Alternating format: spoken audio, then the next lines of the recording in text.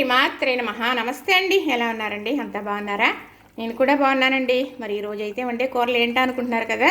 ఉల్లిపాయ పులుసు ఎలా పెట్టానో చెబుతాను, ములక్కాడ ఇగురు ఎలా వండానో చెబుతాను. చక్కగా మా వారికి టిఫిన్ అయితే పక్కన రెడీ అయిపోతుందండి.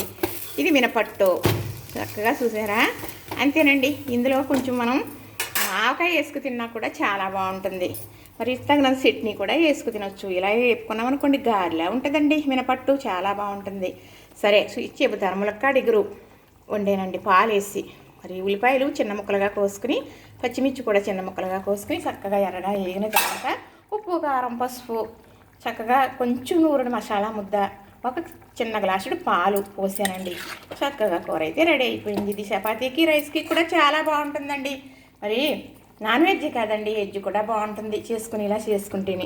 మరి ఇదైతే ఉల్లిపాయ పులుసు అండి. ఉల్లిపాయ ముక్కలు చిన్న ముక్కలు కోసానా, ఎర్రగా వేయించేసానా, ఇలాగా ఇది పచ్చిమిర్చి గుత్తుకాయలుగా కోసానా, వేసేసానా, తర్వాత చింతపండు రసం తీసి వేసేసానా, కొంచెం బెల్లం ముక్క కూడా వేసానండి. అయితే ఉప్పు, కారం, పసుపు ఇంతేనండి. కరివేపాకు వేయలేదండి, కరివేపాకు నిండుకుంది. సరే అనేసి ఇలా పెట్టేసాను. ఎందుకు ఇలా పెట్టాను అంటే, వేడి చేసినట్టున్నా మనకి సలవ చేయాలన్నా చక్కగా ఇలా ఉల్లిపాయ పులుసు పెట్టుకున్నాం అనుకోండి, చాలా బాగుంటుంది. మెంతులు పులుసు కూడా పెడతాను, అది ఇంకా బాగుంటుంది. సరే ఈరోజైతే ఉల్లిపాయ పులుసా, ములక్కాడ ఇగురు చక్కగా రెడీ అయిపోయినాయండి. మరి మినపట్టులోకి చట్నీ ఉండాలి అన్నాను కదా, చట్నీ అవసరం లేదండి. ఉంటే చింతకాయ పచ్చడా, లేదా ఆకాయ, లేకపోతే ఇలా వండుకున్న ములక్కాడ కూర ఏదైనా నేను చేసుకోవచ్చు. తినాలి అనుకునేటప్పుడు ఏదైనా తృప్తిగా తింటారండి ఎవరన్నా. మా వారైతే అంతేనండి.